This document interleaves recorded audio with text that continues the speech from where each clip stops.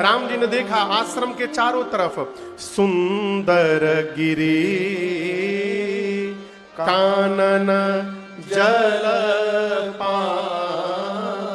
आश्रम के बगल में पर्वत है, वन प्रदेश है, सरोवर है, जो तालाब है उसके भीतर सरनी सरोज, तालाब में कमल के पुष्प खिले हैं, अगल बगल के जो वन प्रदेश है उसके पौधे बिटप बन फूले गुंजत मधुपर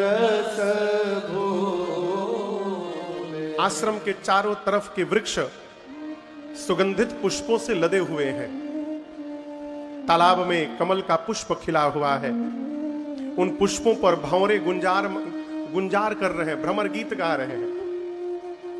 और आप दर्शन करिए, भजन वाल्मीकि ऋषि कर रहे हैं, लेकिन उनके भजन का प्रभाव उनके आश्रम के वातावरण में है, और ऐसा प्रभाव है कि उस परिवेश में प्रवेश करने वाले जीव जंतु आपसी बैर समाप्त कर गए।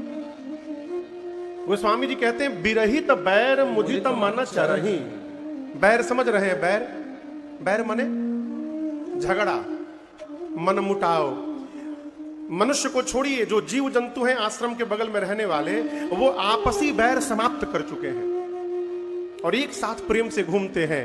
कहें तो सरोवर के एक ही घाट पर सिंह और गौ मैया एक साथ खड़े होकर पानी पी रहे हैं। ये वाल्मीकि ऋषि के भजन का प्रभाव है। बाबूजी, ये प्रमाण है। भजन अवरोध को समाप्त कर देता है, और अवरोध समाप्त करने के लिए विरोध मिटाना आवश्यक है। समझ रहे हैं मेरी बात को? मन में जब तक विरोध रखिएगा, जीवन के विकास में अवरोध खड़ा रहेगा, और जिस दिन विरोध समाप्त हुआ, जीवन का सारा अवरोध समाप्त हो जाएगा।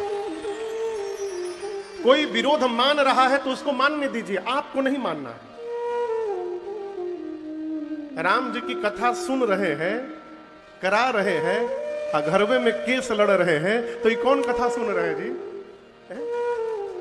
अब सोचिए, आप भरत चरित्र की कथा में 4 घंटा आंसू बहा रहे हैं और अपने भाई से केस लड़ रहे हैं, तो हम सुन का रहे हैं।